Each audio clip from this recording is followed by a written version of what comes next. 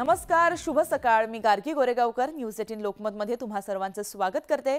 तर बुलेटिनची सुरुवातच करूया काही झटपट बातम्यांचा वेगवान आढावा घेऊन। राज्यभर कांद्याची आवक घटल्यामुळे बाजारभाव वाढण्यास सुरुवात झाली आहे। मुंबई कृषी उत्पन्न बाजार समितीमध्ये कांद्याचे दर 33 ते 40 रुपये झाले आहेत, तर मुंबईसह नवी मुंबईत किरकोळ मार्केटमध्ये हेच दर 45 ते 65 रुपयांवर पोहोचले आहेत। त्यामुळे सर्वसामान्यांच्या डोळ्यात पाणी आलंय। श्रावणामध्येच कांदा दराने उसळी घेतल्याने दसरा दिवाळीपर्यंत दर अजून वाढण्याची शक्यता व्यक्त केली जाते। सध्या बाजारात शेतकऱ्यांच्या कांद्याचा चांगला दर मिळत असल्याचं चित्र पाहायला मिळतंय। याचा शेतकऱ्यांना फायदा होतोय। 4 पैसे अधिकचे त्यांच्या खात्यात जात आहेत। अशातच कांद्याचे वाढते दर कमी करण्यासाठी केंद्र सरकारने हालचाली सुरू केल्याची माहिती आहे। सरकार बफर स्टॉक केलेला कांदा बाजारामध्ये उतरवण्याच्या तयारीमध्ये असल्याने स्वाभिमानी शेतकरी संघटनेने म्हटलेलं आहे। अकोला जिल्ह्यातील अकोट तालुक्यामध्ये ढगफुटी सदृश्य पाऊस बरसला। सोहटा बाजार परिसरामध्ये दमदार पाऊस झाला। ढगफुटी सदृश्य पावसामुळे शेतकऱ्यांचं प्रचंड नुकसान झाल्याची माहिती समोर येते। शेतात पावसाचं पाणी शिरल्याने शेतकऱ्यांच्या पिकांचं प्रचंड मोठं नुकसान झालंय। मुंबई अहमदाबाद महामार्गावर खड्ड्यांचं साम्राज्य पाहायला मिळतंय। खड्ड्यांमुळे रस्त्यांची दुरावस्था झाली असून या खड्ड्यांमध्ये पावसाचं पाणी साचलंय। त्यामुळे सर्व्हिस रोडला तलावाचं स्वरूप आलं असून प्रवाशांना पाण्यातून वाट काढत कसरत करावी लागते। त्यामुळे प्रवासी त्रस्त आहेत। गेल्या काही दिवसापासून दडी मारलेल्या पावसाने चंद्रपुरात पुन्हा हजेरी लावली। पावसामुळे पिकांना जीवनदान मिळालं असून शेतकऱ्यांमध्ये आनंदाचं वातावरण आहे। शिरूर तालुक्यातील शिक्रापूर तळेगाव या मार्गावर मोठमोठाले खड्डे पडलेत। रस्त्याच्या मध्यभागी असलेल्या खड्ड्यामुळे अपघातांच्या प्रमाणात वाढ झाली आहे। त्यामुळे प्रवाशांना जीव मुठीत घेऊन प्रवास करावा लागतोय। वारंवार निवेदन देऊनही प्रशासन दुर्लक्ष करत असून येत्या 8 दिवस खड्डा बुजवा नाहीतर आंदोलनाचा इशारा देऊ असं नागरिक म्हणाले।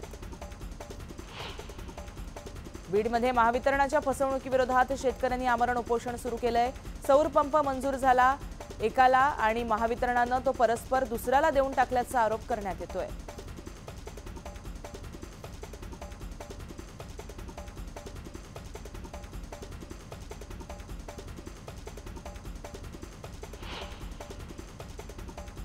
रशियाकडून कच्च्या तेलाच्या खरेदीच्या बाबतीत भारतानं चीनलाही मागे टाकलंय।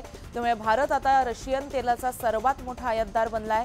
जुलै महिन्यात भारतानं आयात केलेल्या कच्च्या तेलात रशियन कच्च्या तेलाचा वाटा हा 44% होता। पुण्यासह हैदराबाद गोव्यासाठी विमान सेवेचं बुकिंग फुल झालंय। जळगाव विमानतळावरून सुरू झालेल्या वेगवेगळ्या ठिकाणाच्या प्रवासी विमान सेवेला जळगावकरांनी प्रतिसाद देत या सेवेचं स्वागत केलं।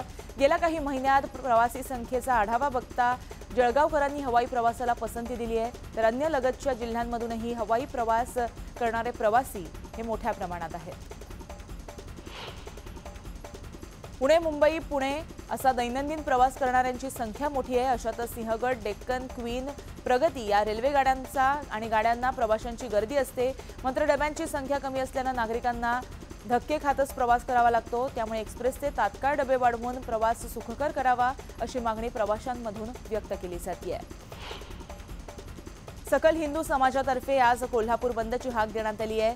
बांगलादेशातील हिंदूंवरील अत्याचार आणि कोलकात्यातील महिला डॉक्टरवरील अत्याचाराच्या निषेधार्थ हा बंद पुकारण्यात आलाय। या बंदमध्ये अत्यावश्यक सेवा वगळता रिक्षा, व्यापारी, व्यावसायिकांसह शाळा आणि महाविद्यालयांनी सहभागी व्हावं असं आवाहन करण्यात आलंय। कोल्हापूरला विजेवर धावणाऱ्या 100 बसेस लवकरच मिळणार आहेत। त्याची पूर्वतयारी म्हणून ताराबाई पार्क इथं चार्जिंग स्टेशन उभारलं जाणार आहे। राज्य सरकारनं त्यासाठी 9,86,96,000 रुपयांना मंजुरी दिली आहे। येत्या 3 महिन्यात हे चार्जिंग स्टेशन पूर्ण होणार आहे।